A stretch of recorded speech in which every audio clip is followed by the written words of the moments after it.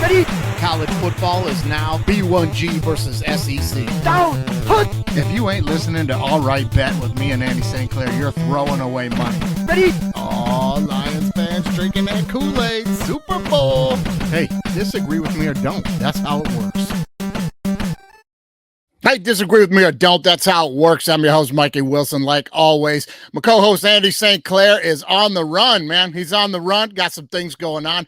He's a shaker and a mover out there in L.A. You guys know that. He's a busy man. He's going to try to jump in when he can jump in. So really quickly, before I bring in our guest for this week, let's just hit a quick recap. Number one, we are moving All Right Bet to Wednesday nights. We heard you guys. It's, sometimes we're not recording the Big 6 Picks until Thursday, Friday, and you're not getting the full pick show until Friday when college games are happening Thursday, NFL Thursday, college games Friday, Saturday. You're like, Mike, we got to get these picks so we can gamble because you guys have been red hot. You guys have been red hot. And so we're going to move that to Wednesdays now. Okay. Every Wednesday night, me and Andy St. Clair will have All Right Bet with all your NCAA and NFL football picks, and we'll be ready to go on that. Speak of the devil, here he is on board. Andy St. Clair on location. I love it. On location. I'm walking to my car. I know I'm behind. I see, it feels like you just started. I didn't miss anything, which is good. You didn't miss anything. I just said you're a big shaker and mover out in L.A. Look, we got the palm trees behind you. Look, you're setting it up perfect. Isn't it beautiful? Yeah. Oh, I'm on my way back to the abode, the studio, as I like to call it. And, we got our guest in. She's here. He's here. Oh, yeah. He is here and in the building. Really quickly, I got to give you a shout out, Andy. So the first 5 weeks of the Gordon Butterfield Invitational Fantasy Football League here at DWMOD. Finally, we're talking about this. I've been waiting. You are sitting in first place big time. But more importantly, for the guys that got into the league, we had a random selection from fans. We had 10 teams picked in this thing. And through the first 5 games, whoever had the highest score the most times was getting a free NFL jersey of their choice. And you shut them all down. You got high score more than any of them and shut them all down. So now we're into week 6 through 10. Somebody can try to win a jersey again unless you keep running the table, my friend. I'm saving you money, buddy. This is my whole thing. Look, I come in, I close it down. I close shop down. Yeah. That team is 6-1. It lost the first game. I gave it a rousing speech. And now we've ripped off 6 in a row. We're a juggernaut. We're gonna crush. I don't want anyone getting any jerseys this year. Well, hey, I'll tell you what, the people over at Black Hawk Coffee and Old English 800 are thanking you very much for that, my friend. Let's get to bringing in this guest, buddy. Okay, this week we have got ourselves a real comedian guy. We have got ourselves a real comedian, Andy. We got a stand-up comedian, road comic. He's from Indiana, but he's based out of Atlanta right now. Recently featured in Shout Out Atlanta. They interviewed him about his stand-up career going on right now. Big Purdue fan, if I'm not mistaken, also Purdue alum. He's a drop-dead Colts fan, big-time Colts fan coming out of Indiana. Also played a little high school football with a guy named Terry Mclauren, Andy. So I believe he's currently on the road right now up in Chicago. Let's welcome to the show Mr. Gabe Mcateer. Hey, Mikey, Andy, thank you for having me. What's up, buddy? What's going on, man? Not much, man. Just love the introduction. That was lovely. So I'm actually still in Atlanta right now, but I will be in Chicago in a couple weeks. Oh, okay, great. In Atlanta right now. All right, getting ready. I'll probably see you around town then. Now, there's some things that I've got to ask you about now. So you're not in Chicago now. You're heading out on the road in a little bit. You're in Atlanta right now, and you've been banging around Atlanta doing stand-up for how long now, buddy? Going on 3 years. Came into Atlanta around 2021, July of 2021. Okay. All right. And already out on the road. That's a quick move, man. That's great. Now you are big football fan. Purdue alum, correct? You went to Purdue, didn't you? Yes, sir. Graduated in 2017. God, that was ages ago already. All right. Okay. Well, listen, I just got to tell you, we are leaving. Usually when we have a guest on the show, we will put their teams on for, the pick'ems, so usually we'd have Purdue or the Colts on for the pick'em. But this week, buddy, to keep your sanity, we booked you on a bye week for Purdue because we don't want to have to do that to you, man. It's looking bad.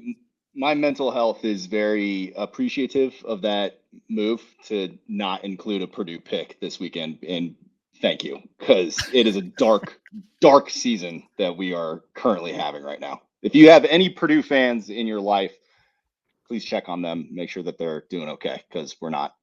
No, and next week's Oregon. I was like, I don't want to do that to them. Let's just have them in this week, man. So, Last week was Oregon, Mikey, and I think next week's Ohio State. oh yeah, And, yeah, I blanked that out. That's right. Ohio State is next week. Jeez, how did they do that to you, man? They give you Oregon, and then they give you a week off at least, and then you got Ohio State. You know, I've been ruminating on a conspiracy theory that the ESPN and college football hates Purdue because we routinely are the Grim Reaper for any team ranked within the top 10. And so Purdue as a program has the most wins against number 2 teams in the country when unranked, which we frequently are.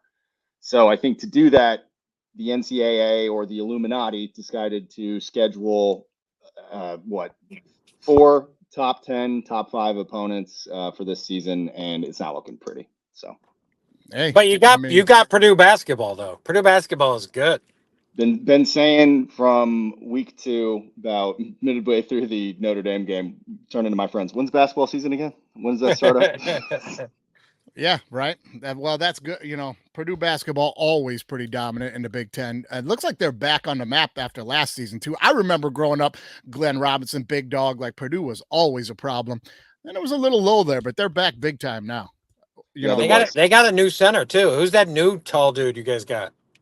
Oh gosh, I'm blanking on the name. I'm gonna have to look that up. But he's huge. He's very tall.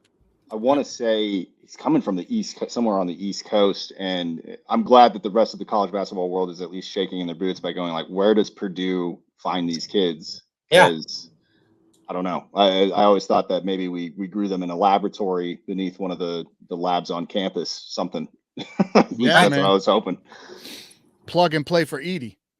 Oh my God, yeah, stud. He's gonna kill it in Memphis this year. I'm telling you. Good luck to him this year, man. I'm a big fan and been saying for a while that it's got to be cyclical in basketball, that the big man is going to start coming back. I understand these guys are getting bigger and more athletic, but listen, at some point, it's got to cyclically come back to, why do we have a 7-footer out there and we're paying all these other shooters to stand out there? Everybody's just standing out there now. Somebody's going to figure out, let's get down in the paint and just control the clock and bang them. You know what I mean? I don't know. Absolutely. And the nature of the game is changing. All these people that are coming in from Europe that are over, 6'6" and into that 7-foot range, they can shoot as well. So that changes the dynamic on the court immensely, because you can pull them out beyond the arc and then immediately move them back in if you need to control the clock and actually get some fouls on the offense. Yeah, it seems to be like it was something that morphed out of the fact of, and I always throw it back to like Bill Laimbeer in the Bad Boy days. He would play free throw line extended a lot and draw that big man out of the paint so you could get to the hoop. And then that kind of evolved into, well, if you had a big man that could play a little bit and shoot mid-range pretty well, you could get his defender out from under the basket. And then from that range, it just evolved to, well, now the big guy can just shoot the ball. And I'm like, well, then what's the point if I got nobody going to the hoop? Just let my shooter shoot the ball. I don't know. I hate it. I love it. Yeah, they call me an old man, I guess, all day, but I'm like, I hate it. What's the point? Nobody's under the hoop. Nobody's going to the basket anymore. We're all shooting from half court. What are we doing? You know what I mean? Yeah, but I will say there is a little bit of a big man renaissance going on in the NBA, Mikey. You might want to check in. Yeah, I love it. There's some more big men. They're back. They're back, baby. That's what I've been saying, and I've been waiting for it, and I love it. It's only, that's basic sport and coaching, right? Everything's evolved out past the line now. Now somebody's got to go, you know what?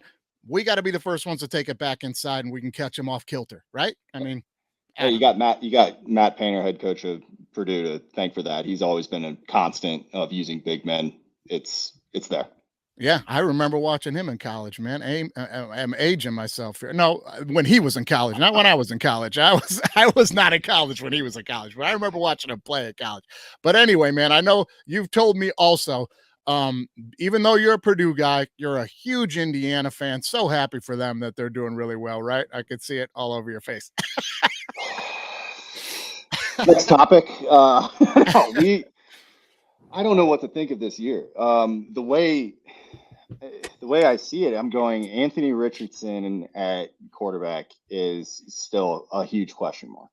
We've got now. Look, there's no doubt about his athleticism. We know what he can do, but at the same time, it's almost a flip of a coin of whether or not you're going to get one of those drop back passes where he's hitting Alec Pierce in the end zone first game of the season against the Texans as he's falling down, or he's going to throw an interception on the 6 that gets tipped, and there's no in between. Or he doesn't slide, takes a hit from a corner, and is now hurt. I don't know if you caught the last home game that the Colts were at, Colts Miami. He makes a run down the field, actually slides, and that got a standing ovation from the crowd. Sure. We're at a very much a baby steps with him. Let's just get him better, because I'm torn, Mikey. I don't know whether to sit him and let him learn behind Joe Flacco, or does he actually need to play to get experience? I'm leaning more towards the former, to actually let him learn, don't get hurt. Yeah. And it's Joe Flacco who can actually make us competitive in the NFL. We've seen that across a couple weeks. Yeah, that's exactly what Andy and I have been saying all year long. I'm like, look, your best shot to get in the playoffs this year is to play Flacco. The best thing for Richardson is for have him learn and sit and learn behind Flacco, get some mop up time the end of games and learn some things. But that's the modern day NFL, man. They got to rush him out there because they need him to get ready quicker before they got to pay him. And Indianapolis has been for quarterbacks at least, a baptism by fire. You look at Peyton Manning, his first season, he has the most interceptions in the league. They go 3-13, but then they flip it around the following season. He takes off. Andrew Luck was a similar way. We had a little bit. I think we had. I can't remember what Andrew Luck's regular season record was with the Colts, but it was actually a better outcome, and that worked for a number of years until he got hurt and unfortunately decided to step away from football. Yep. Now I got to say this too. I do love how you took the opportunity to just slyly segue right into Colts talk as I was taking a shot about the Hoosiers. You're like, I'm not even addressing it. I'm not addressing the Hoosier thing. I don't care. They're doing well. That's the rival. I'm going to pretend you're talking about the Colts. Well done, sir. Yeah. We have to. Well done. Well done on that one, man. Do we really need to talk about IU football right now? No, I'll do it if it's a must. No, they got a big one this weekend. If you were listening to the show on Wednesday, I'm going to be betting pretty heavy on Indiana this weekend, laying the 6.5. But I digress. That's for another time. Now, listen, I got to ask you about playing with Terry Mclauren. Now, you played high school football with Terry Mclauren, yeah? I did. I was a year above him, so he was a sophomore when I was a junior. Okay. All right. So then you're a senior. He's a junior. So I'm imagining his sophomore year when you're a junior, he's still probably on the varsity and a stud. Yeah. Yeah. He came onto the varsity program, and, I want to recall, we knew he was getting rotated into the offense pretty consistently. And also I want to make mention, I was a backup tight end. I didn't play too much with the first stringers. When we got guys like Terry Mclauren, we had several others go Division I. We're a powerhouse program. We won 3 straight championships at Cathedral. That's just the background. I played mostly special teams, but you still practice with those guys and you see the talent kind of unfolding before your eyes, excuse me. That was his breakout game that we were like, oh, this is legit. Came his sophomore year, my junior year, against our rival Roncalli. We went into their place, beat the tar out of them, which was awesome. But he catches a slant route and it's just gone. Nobody could catch him. He had breakaway speed at that age, and we were all kind of just standing on the sidelines going, this kid's something special. Legit, right? So now walk us through that process. A lot of people don't get a chance to be in the locker room with somebody like that, even at a high school level, as you see them evolving. You see that they start getting recruited pretty heavily. You see how maybe it does or doesn't change them as a person or anything like that. Like, can you speak to that at all? Like, did it start going to his head, or was he kind of just a regular dude? No, regular guy. Honestly, is almost a complete Boy Scout. Like, he'll hang out and, shoot the shit with the fellas. He was never starting problems or anything like that. Everybody on the team loved him. He had a great sense of humor and could easily, as much as you're a sophomore, that's your first year on varsity. You're kind of a target and you're kind of getting some barbs thrown your way. He would throw it right back, and it was no problem. He was just a nice guy. I wasn't great friends with him, but I would describe him as just a friendly acquaintance, and that's how he was. He's just really talented. I remember when I graduated, he got to do a Nike like wide receiver kind of showcase in the summer. You know how those like they're taking the elite 11 for quarterbacks. I can't remember what it's called for wide receivers, but he's doing a skeleton drill. And I'm watching this at my brother's house at like 1 a.m. because it's West Coast time for them. He catches a post route or whatever. I sent him a text. I was like, nice catch. And he goes, thanks, man.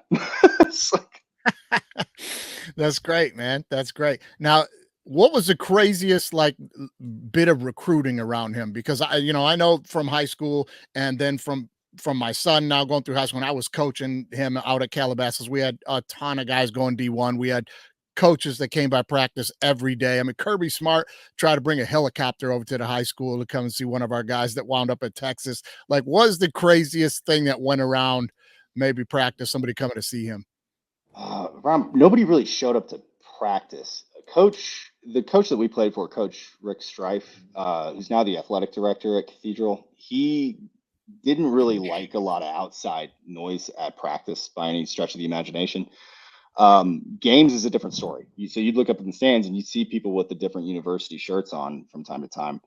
I just remember the stacks of mail that him and all the other Division I kids would get. But his was like, if it was like a real life, everybody was sending the house on the recruiting button from the NCAA 25 like college video game. Everybody was reaching out to this dude, especially his more so his junior year, but towards the end of his sophomore year, that's when at least people were starting to take notice, and rightfully so. Yeah, right. Now, coming out of Indiana, any inklings that he wanted to stay anywhere near home? I mean, obviously was going to be a Big Ten guy, but dominant was he? Yeah, generally. how dominant. Yeah, because I was thinking, when I was a senior in high school, I wasn't a bad basketball player. I went to some college tryouts, right? And the difference between my skill level and we're talking some small D2, D3 schools or even like junior college was very high.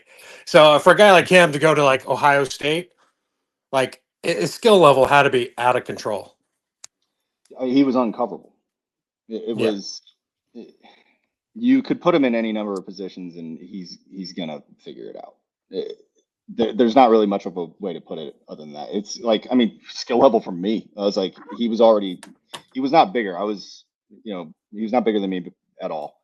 But as far as speed goes, yeah. I'm comparing a Ferrari to a truck that has 4 cylinders in it. But so it's not the fairest comparison, but yeah, it's just nobody could really, even for the fast guys, they were like, Terry's kind of that guy.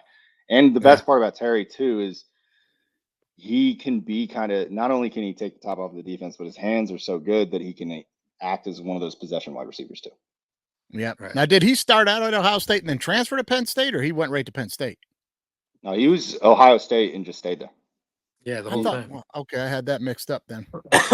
That's on me. That's on me. I'm mixing him up with another dude, but I'm not. I know who he is, but that's on me. I had the teams mixed up. Okay, so yeah, dominant when he gets to Ohio State, plays real early. I mean, and then the NFL, he's got to be happy to have Daniels down there right now. Oh God, yeah, absolutely. I mean, the talk about quarterback carousels that Washington has had over the last couple of years, where they have like Sam Howell year before that. So right. And then I'm blanking on who they even tried to bring in and fix while Terry was there, because Terry made a good point. I think it was on a Thursday night game that the commentators, I think like Aikman brought up, was like, Terry's that veteran wide receiver presence for Washington. And he's like, every time a new quarterback comes in, they want to set the world on fire. He's like, but he goes, got to like manage expectations. He's like, because I've been through this a number of different times now. And Daniels apparently was the same way, but we've obviously seen the success that Jaden Daniels is having in Washington. It appears that's not just talk. Sure. Yeah, 100%. I mean, it seemed like things went worse for Howell when they brought in Bieniemy to try to set the offense on fire. That didn't work at all. I think he had Heineke there for a few minutes, probably throwing him some balls as well.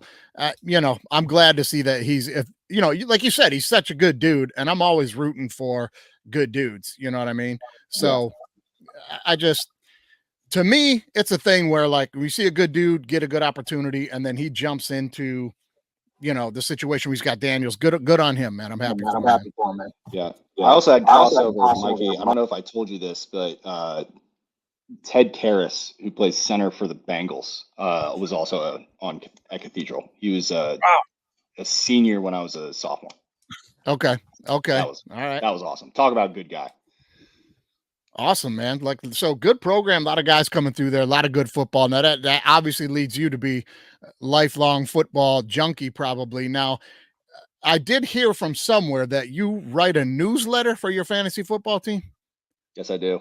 How does that work, man? Purely out of the love of the game. I'm not getting paid for this. It's just going to I have a family fantasy football league, 12-team league. I'm commissioner of it. We've got cousins, my brother, uncles, and I've calmed down in how fiery they used to be and the amount of shit talk that was occurring when I first started. They were rather aggressive and those files should probably be encrypted or corrupted and destroyed. But yeah, absolutely. Yeah. I would love nothing more than to get a newsletter from my fantasy football telling me what's going on with my cousins. So-and-so's dog got sick. The Lions won again. Is it one of those type of things? I try to be a little bit more journalistic the last 2 years. So I start with what are the major storylines around the NFL. I kind of just pick a number of different topics, stick to that, and then I go, all right, let's talk about the recaps in our league. Little screenshots of the scores, who did well on their teams and maybe why. I beat my cousin Emily 118 to I think 43 this past week. Oh man, that's rude, dude. It was she's had a couple of welcome to the big leagues moments this season. It's not good. But her dad is I don't know if you've ever seen the movie Mortal Kombat, but yeah. Her dad played Scorpion in the 1996 version of it. Okay. So my only recap for her was fatality, and then my team name wins. Right. Perfect, man. Well, keep beating up on your cousins and owning that fantasy football thing. If you document that well enough, you can probably get locker room credentials and something. You can get into locker room covers and teams a little more closely. Nowadays, you can get some credentials for just putting a blog together on the internet and stuff, man. I've seen people get Super Bowl media passes that I'm like, what? I'm telling you, it's crazy. Like for your website. Yeah, just from doing like a website thing, and they have enough followers, and like the NFL doesn't know, and like there's this whole website that you can submit to, and then they'll look, and then if you got like a ton of followers, I think like, I don't know, there's this girl on TikTok that just does these videos every week that recaps the NFL for the week, and she wears all the other jerseys. You've probably seen them. They're very good. She's very good. She's I can't remember her name, but from Chicago. Very gorgeous blonde woman, I think. Yeah, and she does these videos, and she's got so many followers. She applies for some credentials for the Super Bowl. She's at Super Bowl. I'm going, all right. She is the kiss of death. Every time she shows up to a home game, that team loses. I saw her walking across the field at the Colts Steelers game 2 years ago, and I was like, get her out of here. Just get her out of the Lucas Oil. Out of the building. Send her to St. Elmo Steakhouse. Give her a gift card. It just stay away. I don't want this right now. I want her Taylor Swift in the booth at every Lions road game. I'm just telling you that right now. I want her on the sidelines every Lions road game. So we just keep on rolling the way we're rolling. All right, Gabe, let me ask you this. When you're tailgating, what's your beer? What's your drink of choice? What is your drink of choice, buddy? Alcohol, it's everything, man. That's what I meant. It's anything goes. I always start beer generally, and then the way me and my friends tailgate, we start. Actually, the culture around Purdue is I don't know if you're familiar with Breakfast Club, but that is you get up at 3 a.m. You get dressed in a Halloween costume, and then you go to the bars at 5 a.m. Get in the bars, you drink for several hours, and then you stumble out, and that's every game day. And then normally you're going to a tailgate or something like that, and that's the way we would kind of get. You go down. To the game in a Halloween costume?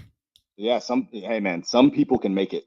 If it's a noon game like we normally have, there's people that had a few beverages and they're standing in the stands. They might be wobbling a little bit, but some of them make it there. All right. Well, you're gonna love Andy and I then, because the official tailgating drink of the DWMOD podcast, buddy. Brass monkey, that funky monkey, brass monkey chunky. Oh, brass with delicious beer of choice by the DWMOD podcast, Old English 800. You guys doing brass monkeys out at those tailgates? That would explain why you sometimes slur your words on stage at open mics there, Mikey. That's not true. That's not true. That is not true. But I'll tell you what, man, you guys get yourself a brass monkey with Old English 800 at them early tailgates. Avoid the champagne, avoid the heartburn. Don't be pounding liquor at 5 a.m. Get yourself a real good charge out of some Old English 800 and some orange juice. That's a brass monkey, baby. The official tailgate drink of choice of DWMOD podcast. All right, guys, let's get into some quick hits this week.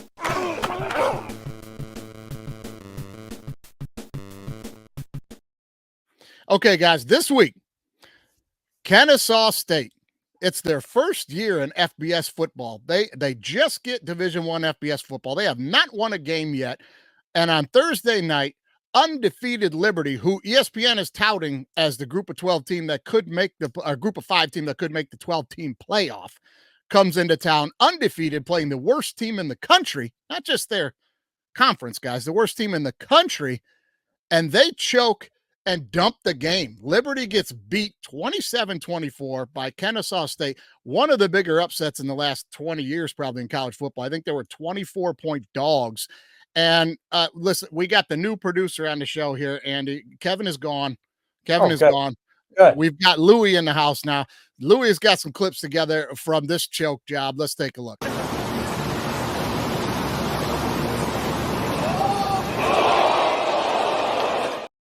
Hey, that's not, we want the clip from the Kennesaw State game. We get what you're doing there. Okay, that's Rory choking at the open. Okay, bring it up here. Oh, no. All right. Okay, the Canseco head home run. Okay. Well done, Louie. There it is off Canseco's head and over the fence. We get it. These are choke jobs. We get it. We'd like the football clip now. Please, thank you. Bear with us, guys. New guy. Here we go. Just give us the football clip, sir. Sacked by Jeffco. And fumble. And Leon Webb picks it up at the 40. Oh, look out, here he goes. Here comes the Leon to the 20. Go Leon! Oh, Leon Webb has it knocked out of his hand. It's a fumble. It's a fumble. He had it knocked out of his hand. He was hot dogging and held it out at the 2-yard line and from behind the bill. Okay, that was a football clip. We'll give you that. But Leon let Don Beebe should be in the Hall of Fame for that. Chase him and knocks the ball out. We get it. Now, do you have us something from the game or not? Yeah, we've got one more. I'm going to give you one last shot here. Now, wrap this damn thing up or give me the football clip. In Springfield, they're eating the dogs, the people that came in. They're eating the cats. They're eating the pets of the people that live there. Okay, well done. Well done. Ultimate choke jobs there. So we didn't have any footage from the game, probably because nobody was watching the damn thing. But there you go. Those are some chokes right there that are up on the level of them losing to Kennesaw State. Did you guys catch any of that game, man? Nobody did. Nobody did. Why would no one watching. Yeah, here I'll say about Liberty, right? At the beginning of the year to get into the group of 5, they were plus like 250, right? Okay. Right before the Kennesaw State game. And they're still undefeated. They're like plus 800. They weren't getting in the game by going undefeated. They had not blown anybody out. They played too many close games. They shouldn't have lost, but they were toast regardless. Yeah. Now that brings us to a discussion on the rules, Gabe, and I'll throw you this one first. Now, the way that they've set up the rules for the college football playoff, as far as the group of 5, I love the fact that they've included group of 5. Somebody's getting in. But Gabe, what do you make of the fact that it's just the highest ranked team of the group of 5 that gets in? No, that's not how it should be. When you say highest ranked team, those rankings are determined by sports writers, and there's no objectivity to who could be ranked. I mean, Alabama, they are potentially facing a 3-loss season, which would put them should theoretically put them in the back half of the top 25 at that point. But that's not going to happen because it's Alabama and everything is going based on writers and marketing. That's just not the case. Go by record and do it. At least have some sort of measurable statistics or key performance indicators that show, hey, this is where you belong. Because I think, Mikey, we talked at one point, we know it's going to be Boise State. And theoretically rightfully so, because they are really good. They have a Heisman winning, potential running back, excuse me. Right. So, but if it came down to it, who has a better record, Liberty or Boise State? If Boise Well, State has 2 losses, let's yeah. eliminate Liberty from the conversation and talk about some legitimate teams from Group of 5. Army right now undefeated. Navy right now undefeated. These are some other teams. Now Boise, the one loss in overtime to Oregon. I mean, that's pretty good. That's a pretty good loss. But let's say Navy beats Notre Dame this weekend and goes undefeated, and then Boise State wins their conference championship as well. Now we got a predicament where what do you think they're going to do? You got undefeated Navy. You think they're putting them in the playoff? No, they're not. They're sending Genty and Boise State with one loss, which I don't like it. Right, unless UNLV beats them. UNLV beats them today, which plus 3.5. I love UNLV. So I think a Group of 5 team nobody's talking about is Memphis. Like they start one a little loss slow. already, though. Only one loss. Look, Navy and Army are going to get losses. Also, they're going to play each other in the AAC championship game that comes at, right? And they're each going to probably have a loss. And then they're going to play each other again the week after. Fun. Which I think will be so fun. Yeah, that's awesome. It's going to be fun. But I think if UNLV wins, they're going to be the leader in the clubhouse after this week. Okay, they could. They'll only have the one loss to Syracuse, who got stomped last night by Pitt, so that's not looking good for them. I'm trying to remember who Memphis lost to just off the top of my head, but they got whacked by Navy. If I'm not mistaken. Oh, then it's going to be Boise State. Yeah. Yeah. So here's a question for you guys, and here's where I get into not liking it. I understand if Boise State's only loss is Oregon and everybody's one loss in this Power 5, it should be Boise, 100%. Genty, Heisman, that's a no-brainer. But like you said, Andy, let's say they dump the UNLV this week. Now they've got 2 losses, and then you've got one loss Navy or one loss Army who wins their conference championship. I would bet you 2-loss Boise State will be ranked higher. Then who? To get them in the playoff. Then who? Then a 1-loss Navy or a 1-loss Army. I don't think so. You don't think so? I don't know. I not this year. I think maybe normal years, but Navy, Navy played Memphis. They played Notre Dame, right? Like these teams are playing teams. Also, the service academies are not just squeaking by teams this year. They're rolling. They're dominant. Thumping them, right? Like they beat Memphis 56-44, which is a good loss for Memphis, to be honest. So that was a late comeback. I was watching that game. They were way more, and Memphis kind of started coming back late in the fourth with some junk scores. So that was even a bigger blowout, I believe. I just think this year it's the Navy and Army, like those are good teams. They're blowing teams out. So, Army and Indiana are the only 2 teams in college football that have never trailed. So I get crazy. That every team, those teams have played cupcakes, but that's just the facts, Yeah. Yeah, that school from Bloomington had a pretty easy schedule, if you ask me. We're gonna see what they got to do this week. But let's jump to our next topic here, because I want to see what you guys have to say about Derrick Henry chasing down the rushing record.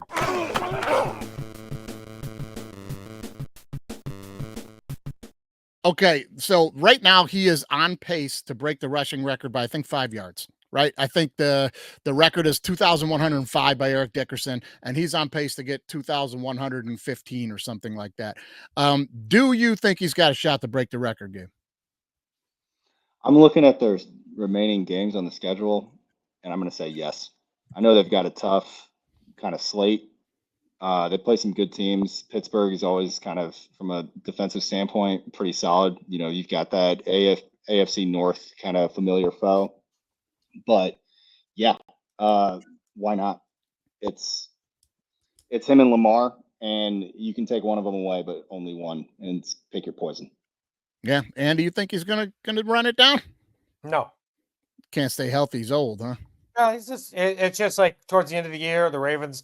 Let's say they have that division wrapped up in some way. They're a couple games up. Like there's no way they're playing Henry all the time, right? If that team's going to finish 10-7, maybe. But also they play the Steelers twice, the Chargers. Like these are teams that are good against the run. He's going to have to average like 125, whatever it is. Like I don't think so. Nor do I think they should, to be honest. But I don't think so. I think if I was in the Ravens coaching staff, I would say if he gets it, great. But and Derrick Henry doesn't even strike me as a guy that's like, I got to get this record. He's right. No, I want to win ball games. I want to go to work. So if it happens, great.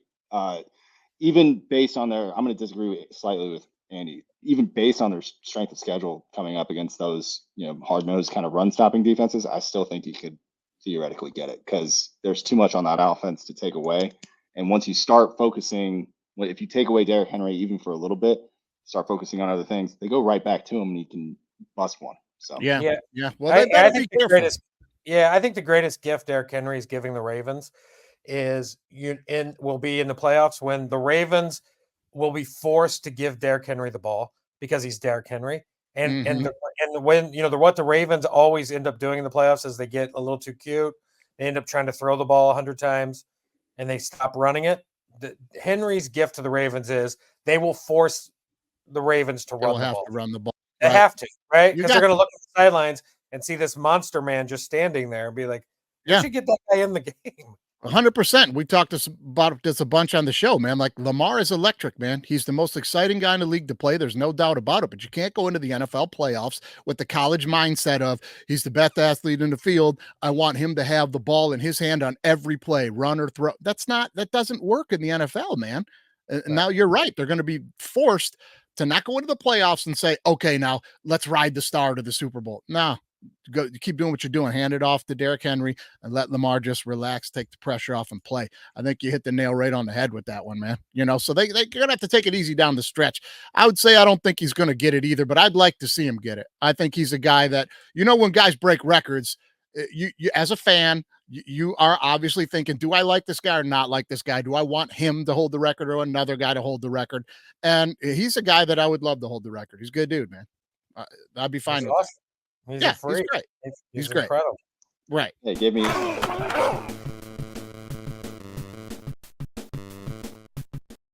Okay, guys. Really quickly, I just want to give a nod to Fernando Valenzuela.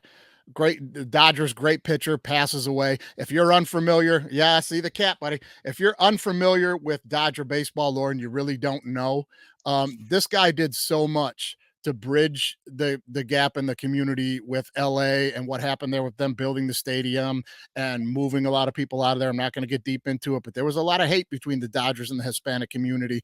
And this kid comes up from Mexico and sets LA on fire. And he really did a lot for the city and bridging that gap and bringing those two communities together, Dodger Nation and the Hispanic community there. Big deal. But I don't know if you guys are familiar with how big a star he was. He was the biggest star in the world at 20 years old. When he comes into the league as a rookie, wins Rookie of the Year and MVP in the same season. And I don't know if you guys know this, his first 8 games, are you familiar with his first 8 starts as a 20-year-old? He goes 8-0, throws 8 complete games, 9 innings in every single game.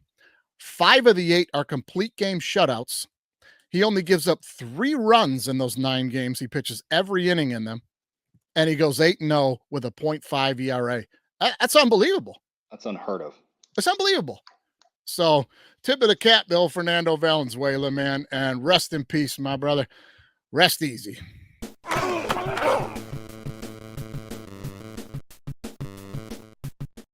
All right, guys, this week NBA history was made. LeBron James and his son, Bronny James, take the court at the same time for the father-son combo. That's a big moment in sports. Andy, what do you make of it? I mean, enjoy it now, Bronny. I mean, he's never going to play. He might be on the South Bay Lakers in 3 months.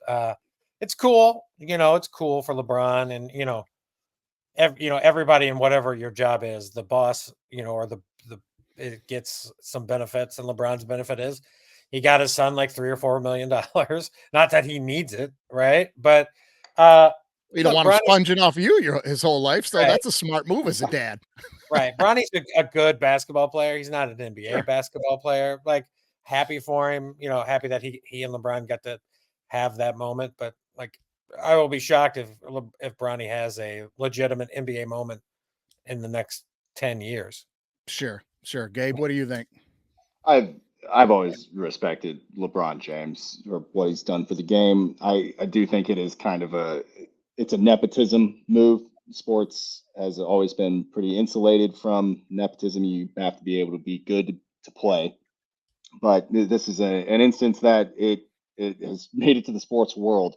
But I'm not going to lose sleep over it. It's an amazing thing that does, that happened, and good for them, good for the James family. To Andy's point, whether or not he's, still on the Lakers or even making it into the lineup in a couple months, we'll see. But enjoy the moment. Good for you guys. Way to make history. Yeah.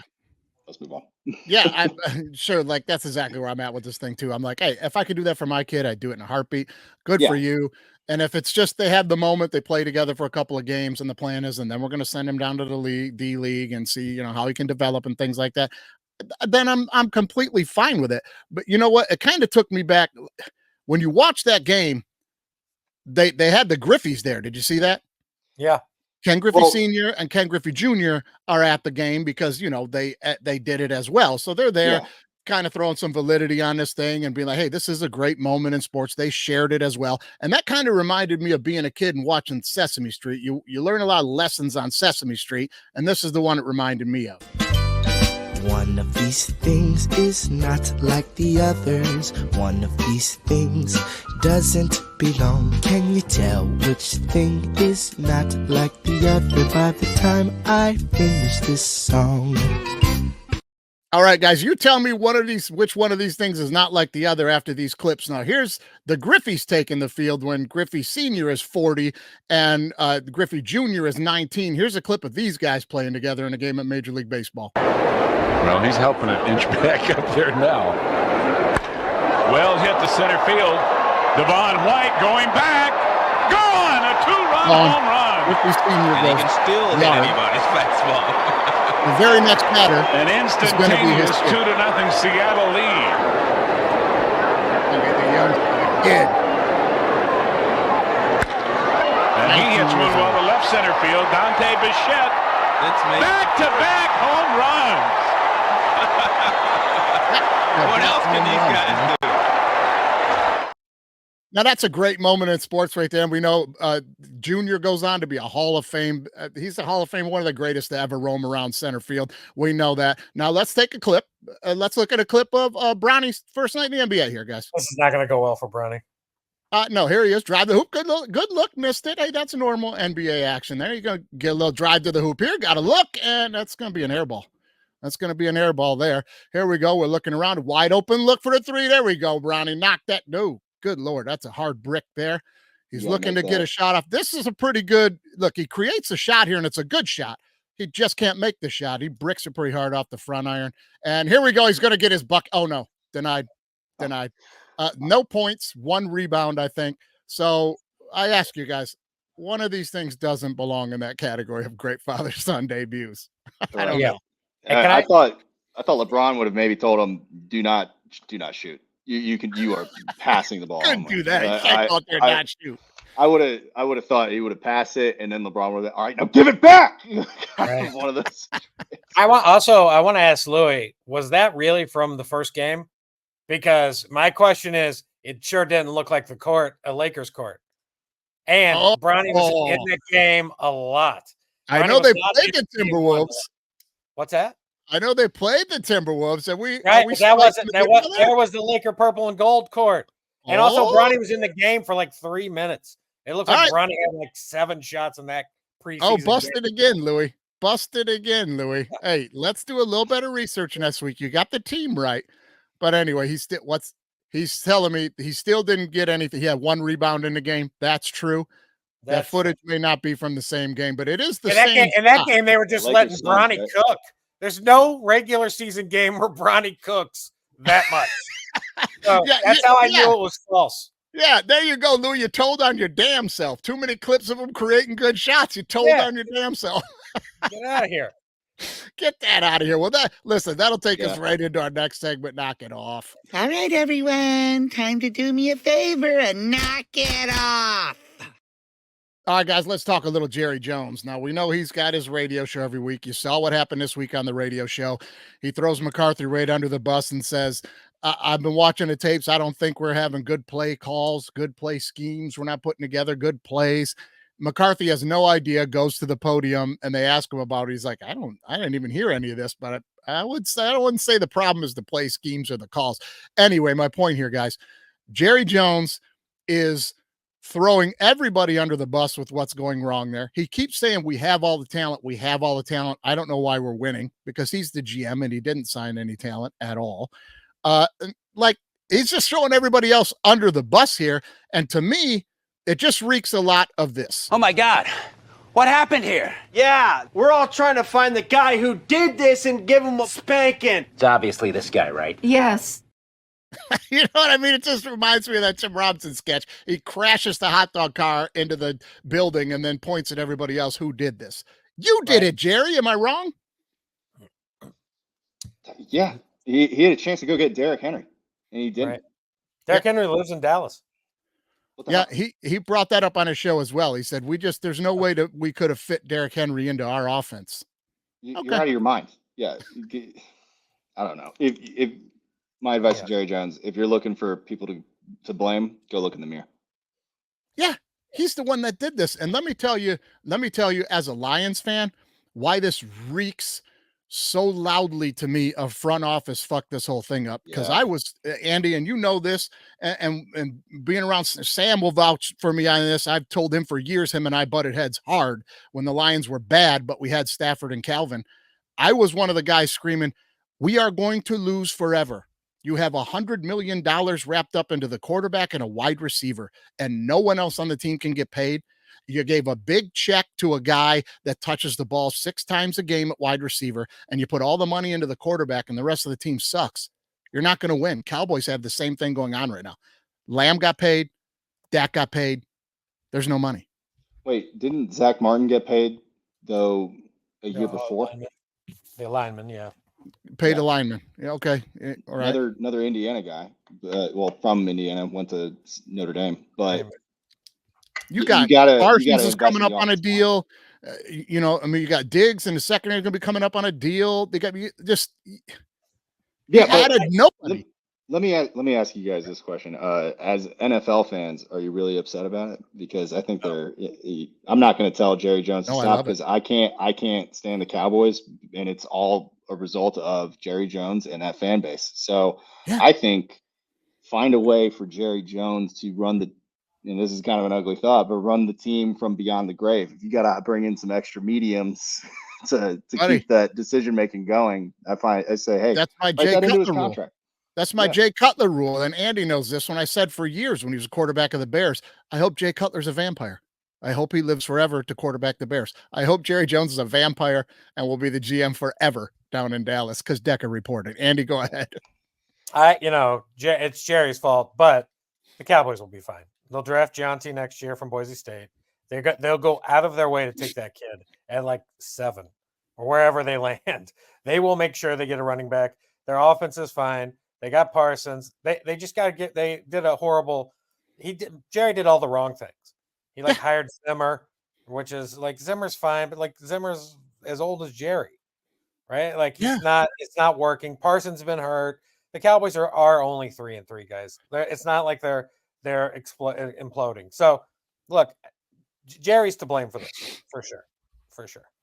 100%, man. You're 83 years old. You can't do the job anymore, man. I mean, that's kind of go spend time with them. Yeah. Exactly. I mean, that's kind of like, you know what I mean? It's ridiculous. You're a little bit old to be doing that. I will say this about the Derrick Henry thing. Him saying, listen, that just wouldn't have fit for us. That tracks a little bit. I'm going to tell you a little story. When I moved from LA to Atlanta, I had 2 cars, right? Just some regular cars, a lot of miles on them. We don't have fancy cars. These are things we paid off. When you grow up in Detroit, you just buy a car cash as you drive. But good cars, reliable little SUVs. I wasn't bringing them with me. So I was trying to give them to people that I knew that would help them. All right. I had one buddy that I coached with the Calabasas, him and his wife, they were down to 1 car. He's blue collar guy working. He's taking the bus. It's taking him like 3 hours to go a 20-minute ride. He gladly took one. The other car I tried to give to 4 or 5 other people, and they told me, kind of like Jerry with Travis Henry or Derrick Henry. They were like, I don't think I'm going to be able to afford to have the car. They were like, I don't have a car, and if I have one, it's going to be very expensive. I just can't afford it. Therefore, it doesn't fit my system. I mean, he would have overpaid for Henry, and do you think it would have worked in Dallas? Yeah. I don't. I do. But I do think it's not going to matter because Belichick's coming or Vrabel's coming. So, like, Good I point. don't think it matters. I think they'll be fine. This is why I'm like, he'll just pay for a coach, and that coach will be Vrabel or Belichick, or Yeah. possibly my prediction from a year ago, prime time. So why do you think it wouldn't have worked? He's proven the Ravens are proving that he can exist in an Right. read option offense. But in Tennessee, that was kind of more of a pro style offense, and he was just getting Yeah. typical Well, handoffs and reading the zone. You're telling me Dallas is that incompetent that they can't do a just normal pro style offense and read zones?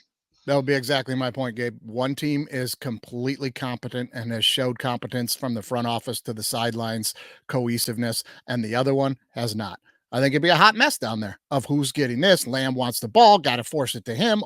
Derek's not getting enough carries. We got injured linemen. I mean, it would have been a mess. I Right, think but my to Gabe's question though point, is, yeah. Oh, I'm go sorry, ahead, Gabe. Andy. Mike, to Gabe's point though, is like 5 years prior, basically the same team. Ezekiel Elliott was running wild in Dallas, Right. and why wouldn't Henry just do the same, right? Like ultimately it'd make them better.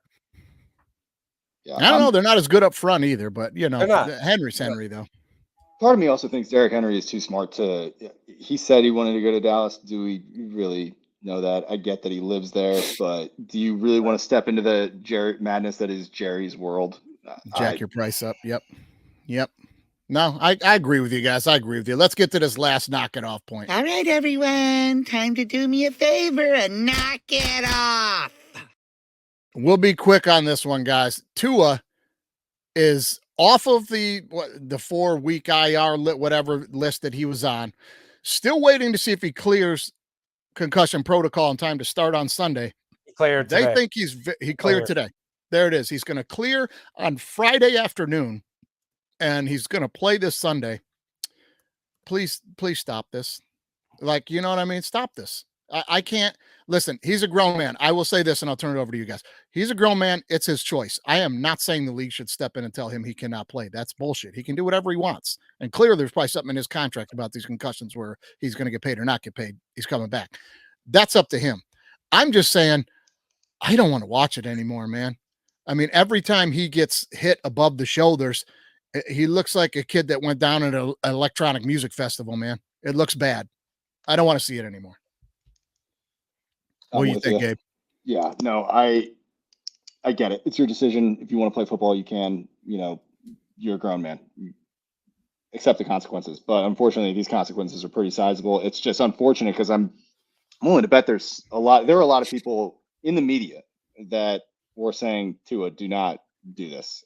In fact, I can't remember his name. Mikey, you might be able to help me out with this. The Lions drafted somebody in the first round, great running back, but his career got cut short. He wrote him a letter saying, dude, it is not worth it. You've got probably Java best. Yes. And you've got your whole life, the rest of your life to live. Your brain you only get one, and you got to take good care of it. I would personally step away if I was into his phone or friend zone or whatever. I'd be texting him saying, no, don't do this. I mean, Andy, have you ever seen a guy in your lifetime, like we're football junkies, have you ever seen a player in your lifetime go down 3 to 4 times in that fashion where he's like seizing on the field, arms stuck in the air and is caught in a brainal paralysis? That's, we've never seen the after effects as much, but Troy Aikman had 30 concussions for the he's okay, right? As far as we know. Now we don't officially know, right? He's in his 50s, 60s. He and Buck are doing I get nobody wants to watch him writhe in pain on the field. Nobody wants to watch that. But one, grown man. Two, if he stops, we got to make sure he's thinking about the money, right? Life-changing money. He's got to play, in my opinion. He needs the money for the family. He's sure. It is. Everyone knows the consequence. But Andy, everyone knows. Andy, do you know how much of his contract is fully guaranteed? I don't. That's what I would want to know. I don't know if there's a clause in there either for the concussions, which I'd imagine there is. They had to have protected themselves against the one thing they know could have. I believe that's probably not being talked about because it would be gross. but I would guarantee there's something in there from the Dolphins that we'll give you all this money guaranteed. But the one condition we are going to have is if you can no longer play because of concussions, it's half or something. There's got to be something in there, right? That would be ugly. I don't know. If I was Miami, I'd maybe be rethinking that structure, especially the history of, Tua and the coaching staff. And, Right. You don't want the complaints now to be against the front office. Right. Not to mention very well season's could on the be. line. Like, that's why Tua got Season's on the pushed through. Season's on the line this week, right? They play Arizona. Right. They're 2-5. Yeah. They got it. He's got a player. They're 2-4, whatever they are. Yeah, Like, you're right. You're right. The problem is it's a locker room thing, and I'm a competitive person, but I'm not in the NFL. So for me, the limit would be my brain, but Right. these guys are going, no, we want to win. We're at the They're highest gonna level. support I don't want to let my brothers down in the locker room. That's Sure. their attitude. Sure. I mean, I'm not gonna question his toughness by any means at all. I am going to, pun intended, question his intelligence about this and his brain. I mean, like you said, Andy, you talk about Troy Aikman probably had like 30 concussions. I guarantee you through college, I guarantee I had at least 10 to 15. I can remember times where I got rocked and didn't even remember like the rest of a quarter. Two times I can remember being like, oh shit, man, like it's fucking halftime. You know what I mean? Like, but you didn't go down the way he went down. I mean, it's a difference. There's a difference between getting hit by a car and getting ran over by a car 5 times. Like his looks really, really bad, man. Right. That's what I'm saying. It's the after effect that's hurting. That's forcing everyone to be like, no. Yeah. Like I get it. Like I wouldn't play either if I was Tua, but there's nothing we can do about it. His choice, though. His choice. You guys are right. No doubt about it. All right, everyone. Time to do me a favor and knock it off. Yeah, knock it off. Well, that's knock it off for this week, guys. And that is going to take us to the ULM report, guys. Here we go. This week, we are back. After the bye week last week, ULM heads to Mobile, Alabama to take on South Alabama, who right now is 3-4. And the 5-1 Warhawks, 5-1 for the first time since 1987, are 7.5-point dogs on the road in this game, guys. Go. Complete disrespect for this team. Complete disrespect for this team every single week. And this is not a team that is lucked into being 5-1, Gabe.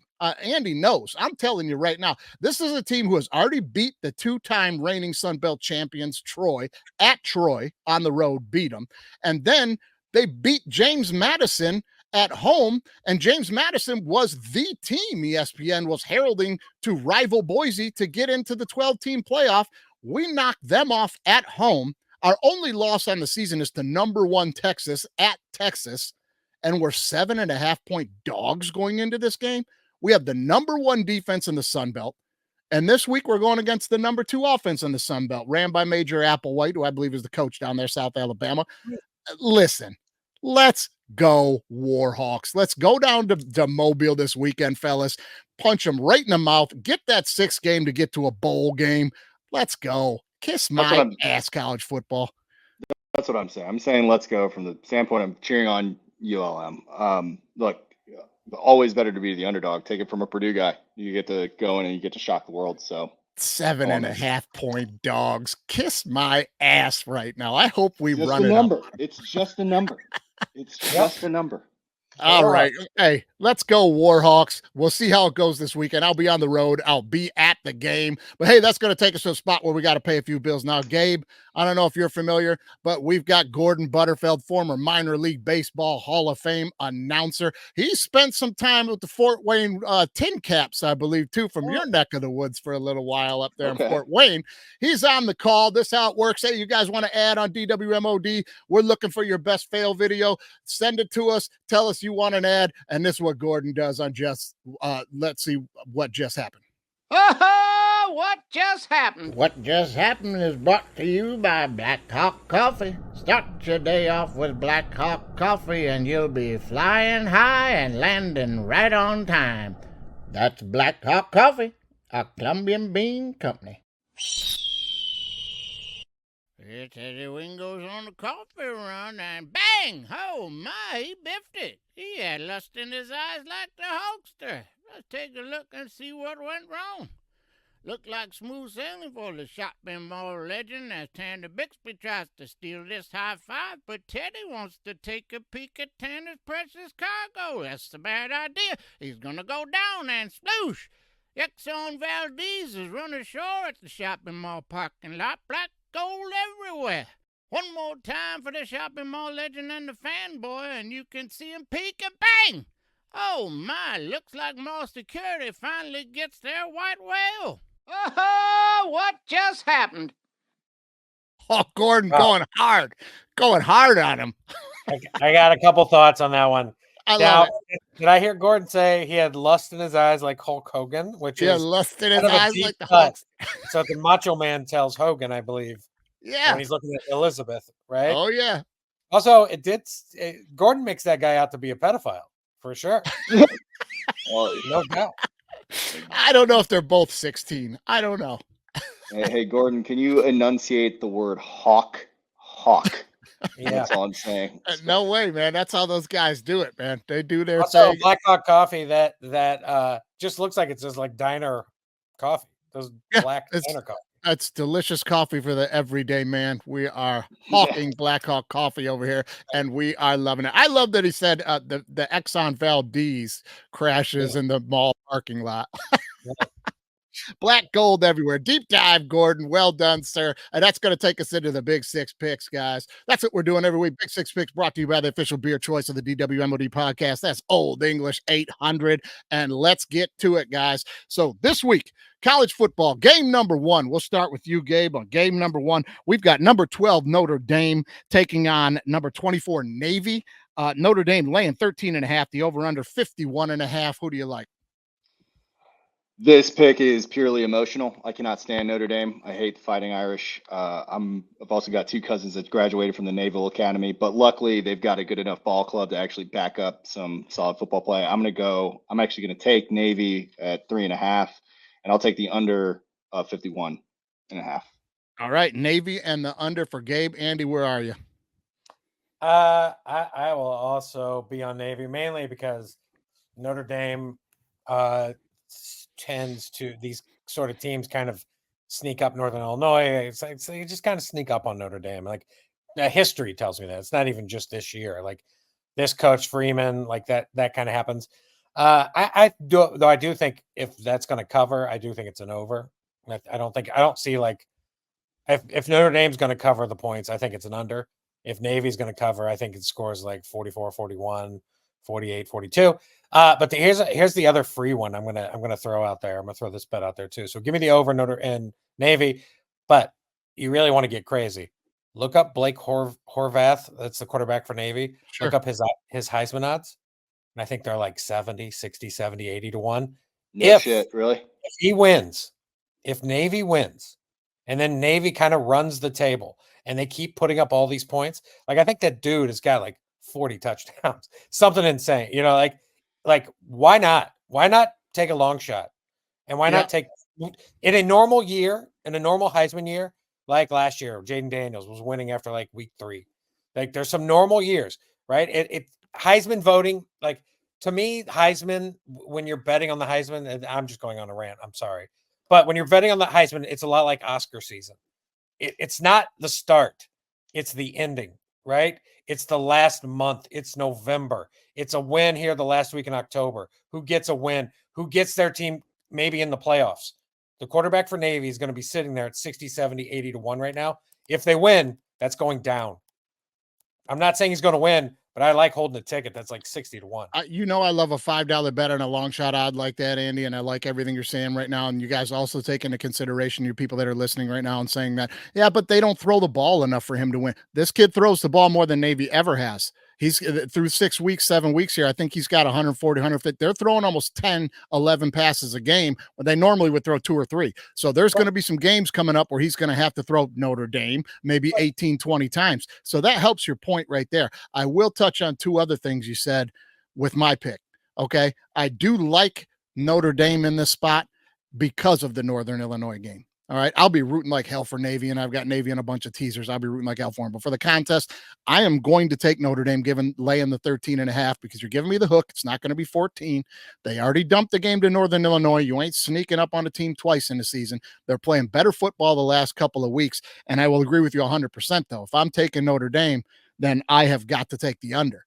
And if you're taking Navy, you have got to take the over. So I'll be on Notre Dame and the under in this one, guys. Let's jump to game number 2. Number 8, LSU plus 2.5 at number 14, Texas A&M. 53.5 is the over under. Andy, we'll jump to you first.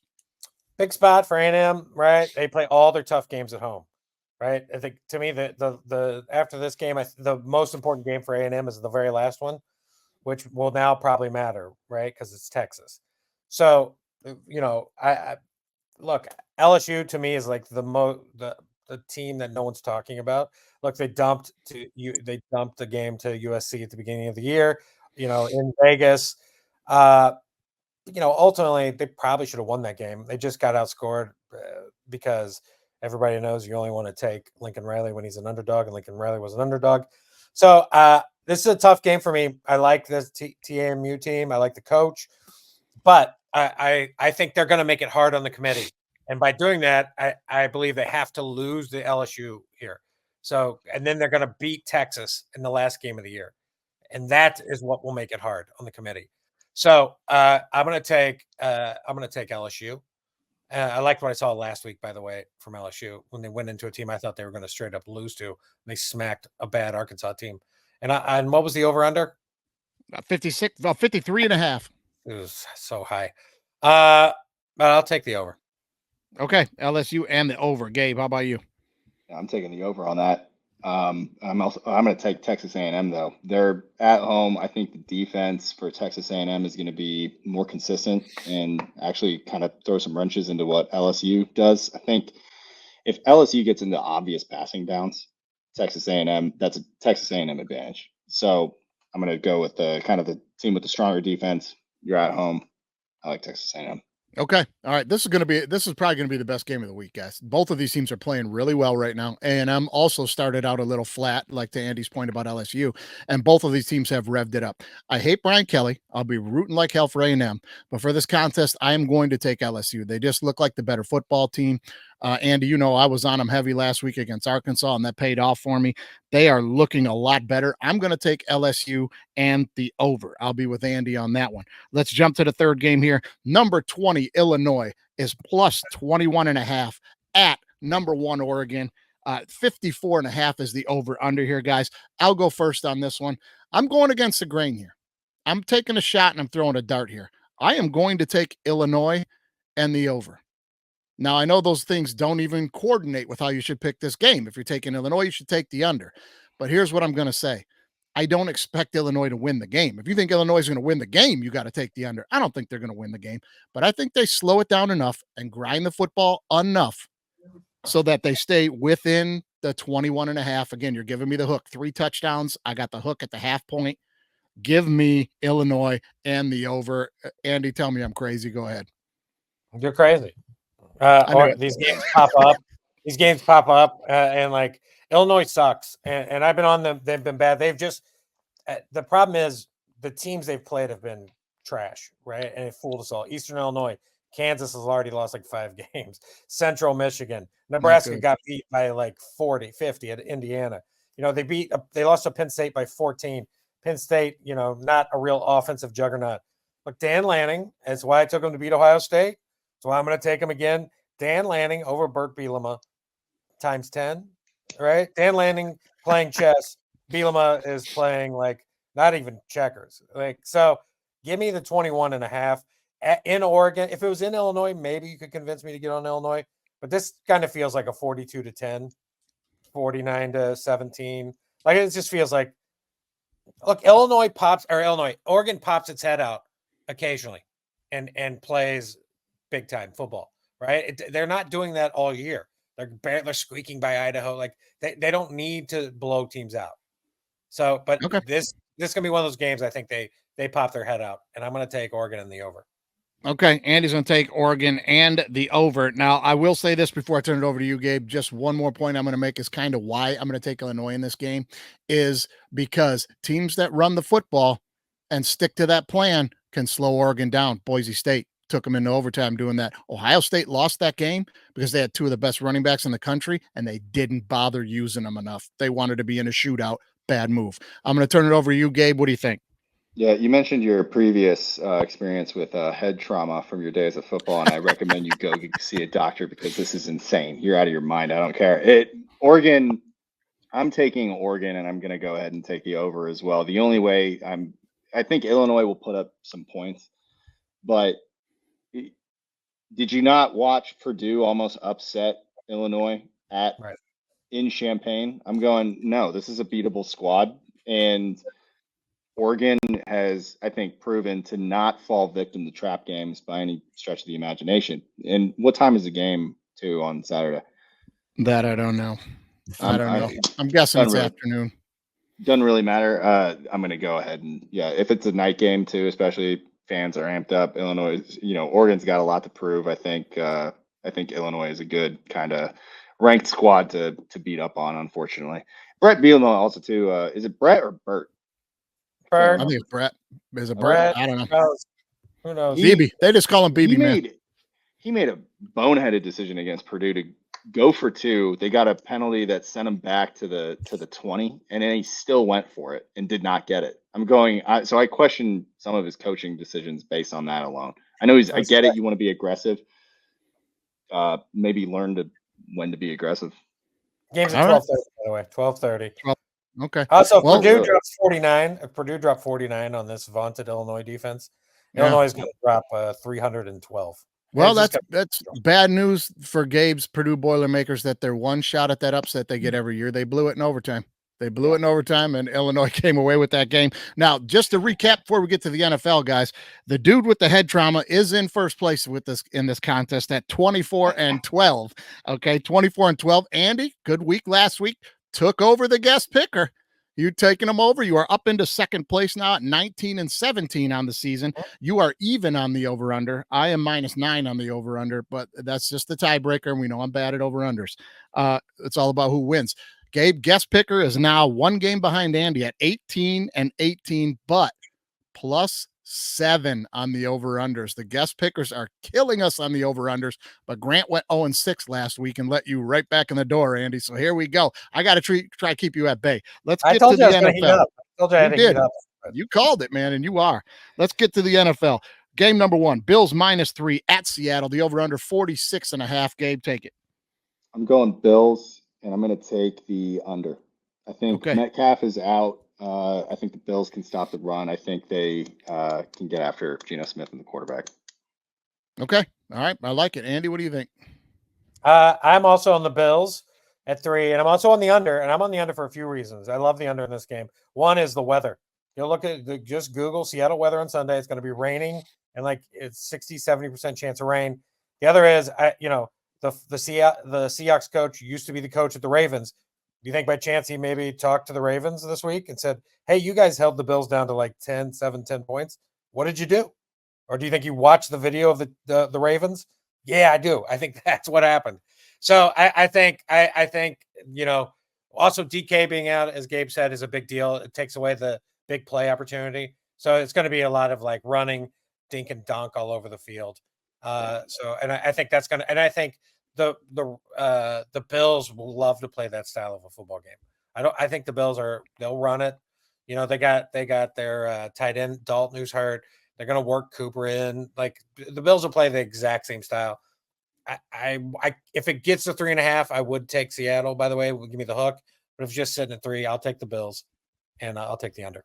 Okay, I'm going to be on the Bills as well, guys. And Andy, to your point about they're going to look at the Ravens and see what the Ravens did and then do that to shut the Bills down.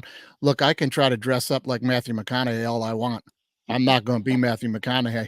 I'm taking the Bills laying 3, and I will take the over. Let's move to the next game. Eagles +2.5 at Cincinnati. 47.5 is the over-under here, guys. This is a very interesting game to me. This is probably going to be the second best game of the weekend. I think this could be a knockout game. I am going to be on Cincinnati. and the under. I think Cincinnati's a little better football team. And as I said last week, Andy, Cincinnati's defense is alive right now. They are starting to play well and understand they need to carry the team. And Burrow is playing well, man. What has he got? 12 touchdowns to 1 interception or something like that through these first bunch of games. It ain't like they're not playing well. Chase is starting to play better. T. Higgins woke up last week, 6 catches, 100 yards or 80 yards or something like that, 6 catches. T. Higgins is alive. Give me Cincinnati laying the 2.5 in this one. And I'm going to take the under on the 47.5 though. Gabe, what do you think? I'm going to take the under on the 47.5, and I'm with you on the Bengals. I actually don't think this is going to be a pretty game. I think it'll be kind of a slugfest. I do not trust the Eagles by any stretch of the imagination. I think their play calling has gotten stagnant. Their defense, I think, will make things tough for the Bengals. That's why I said it was kind of going to be a slugfest. It'll be interesting to see if Burrow can, get it to Jamar Chase and T. Higgins. But yeah, go ahead and give me the Bengals. Eagles are flying low. All right, Andy, I love a slugfest. You know that. I love a slugfest. What do you think? I'm also on the under. I love the under here. It's one of my under games. I think at 2.5. I think you have to take the Eagles. I think the way the games have now moved to in general, like landing on 2 is absolutely a way that happens. It's not 15 years ago. Yeah. I if it goes to 1.5, I'm on the Bengals. But you give me a 2.5, I'm on the Eagles. Then I tease that Eagle, or I buy a half a point. I give me the Eagles a 3. A couple things for me. If you just use common opponents, Giants are 2 teams. These teams have played within the last 2 weeks of each other. The Eagles destroyed them, right? They destroyed them. The Bengals beat them by 3. They got a shitty touchdown. I know because I had the Giants plus 3.5 to cover, right? The defense is a problem for me with Cincy. Joe Burrow also is fine. He's not 2022 Joe Burrow. Dude can't grip a ball. Like he's not as good as he has looked, in my opinion. I think there's going to be some issues. I think there's going to be offensive line. There's guys are out on both sides of the ball, right? So I think there's going to be some pressure. I think there's going to be some running, some sacks. I think it's going to be low scoring. To me, this game kind of reminds me of Eagles Saints, where we all thought the Saints were going to kind of destroy the Eagles, and the Eagles won like 13-12 or whatever. I think that's what we're getting in this one. All right, man. 15. All right. You're going to be on the Eagles and the under. You ain't lying about that 2.5 points. So with the new going for 2 rules and how these kickers are missing these extra points and shit. Now I've gotten burned on 2.5 a couple of times. It pisses me off. I smell a rat. Let's go. Cowboys. 1.5. I like if it goes to 1.5, then I would take the Bengals. Yeah. You know what I mean? Kickers pissing me off. All right, let's go. Cowboys. Go ahead. Sorry. Okay. Oh, that's all good, man. No, I was gonna say, I'm like at least glad one of us disagree, but I'm just going like, dude, the defense is NFL. What does it stand for? Not for long. Defenses can figure things out pretty quickly. That's why I'm kind of just going. I think I'm taking the Bengals, man, and I don't really care if it was the Eagles blew out the Giants and the Bengals didn't. It's it's week to week. Doesn't matter. The only thing scares me a little bit is that the Eagles, because they were forced to in that Giants game, have figured out a little bit like, oh, Saquon can Saquon. Maybe we should just run that guy more. It's the other thing. If the Eagles run the ball, Saquon, right. That's why if they run the ball, it's over. The Bengals can't stop them. And Saquon looks like he's ready to go. So that is scary to me. I think they will. Hey, that's a tough one at 2.5. I'm going to roll with the home team, and we'll see. All right, let's get to the last game here. Cowboys +4 at San Francisco. The over-under here, 45.5. Andy, what do you think? Under Dallas, money line Dallas. Like, okay. The problem is that San Francisco has no weapons. They get in the red zone. They're going to kick field goals, and they don't have a kicker, right? They'll have a guy who kicks and gets some field goals. Purdy's been favored, and I sent you this the other day. In every game, he's been the starting quarterback for the 49ers. All 34, he's been favored. It's ridiculous, in my opinion. But that's because the other guys are awesome. Debo and Ayuk and Kittle, all those dudes are hurt, right? Even Mason, who's awesome, a pretty good running back, hurt. That's their key to victory to me. San Francisco's going to have to run it down Dallas, which they probably will. But McCarthy's coming off a bye. Surprisingly, I think he has a very good bye record. The Cowboys have had rest. I love Dallas in this game. I love the money line. They will be in my round robin. Give me Dallas and give me the under. Okay, Dallas and the under for you. I'm going to tell you, I'm pretty much in the same boat here. We talked about this a little bit. I am absolutely playing Dallas money line on plenty of bets this weekend. I think this is a week they wake up a little bit and get going because Dallas is so banged up. I mean, because the Niners are so banged up. Now, the kicker for the Cowboys missed practice this week for jury duty. So I'm going to take the over because I think they're mad and they're not going to let him kick some field goals because that's some stupid shit that somebody would say to try to win a bet for no reason to back it up. So I'm going to say Cowboys. I'm going to take the +4, but I'm going to ride the over in this one. Gabe, what do you think? Dude, I think this one looks simple on the surface, but if you think about it a little bit longer, it becomes more complicated, but the answer also becomes available to you. I'm going San Francisco. They're at home. I think it will probably stay under. You guys made some decent points. I get that the 49ers offense is effectively depleted, but you also have you keep in mind, you have Kyle Shanahan effectively going against Mike Zimmer. And who do I trust more in this? Shanahan. He's able to figure it out with Mason. Juwan Jennings, I think, is actually going to be healthy for this game. And that guy, got to be pretty good to be a 49ers fan because there's no dearth at the skill position. So I'm going to take the 49ers. I'll go with the under. I think the 49ers just find a way to win and score some points because we'll see. I kind of hope I'm wrong. I've got Rico Dowdle and Tolbert on my fantasy football team. So if the Dallas offense could wake up a little bit, that would be beneficial for me longer into the stretch of fantasy football. But I'm gonna stick with San Fran. All right, okay, rolling San Fran and going to stay on the under as well. That's Big 6 Picks, guys, brought to you by the official beer choice of DWMOD podcast, Old English 800. We'll see how everybody fares this weekend. Now, guys, don't forget, we're not waiting to give you overtime and give you those bets anymore. We heard you. Those are coming out on Wednesday night. We already posted those. Tear through that. Get your NFL, your NCAA picks. Get your NFL picks off of there. We have been red hot the last couple of weeks. That's no lie. Go check the tape. So get on there and get your free picks. And everybody, let's win some money this weekend, guys. Gabe, got to thank you for being here, man. Awesome to have you on the show. So come playoff time, something Colts get rolling or something, maybe we have you back, brother, if you want. Hey, happy to be back, man. Thank you guys for having me. This was a lot of fun. Gabe, take the Colts +5 this weekend. I'm on it. Let's do it. Do it, man. I'm going against the Colts. I'll be riding the Texans, but hey, I love you guys and we'll see you next time. Touchdown. College football is now B1G versus SEC. Down. Hook. If you ain't listening to All Right Bet with me and Andy St. Clair, you're throwing away money. Ready? Oh, Lions fans drinking that Kool-Aid. Super Bowl. Hey, disagree with me or don't. That's how it works.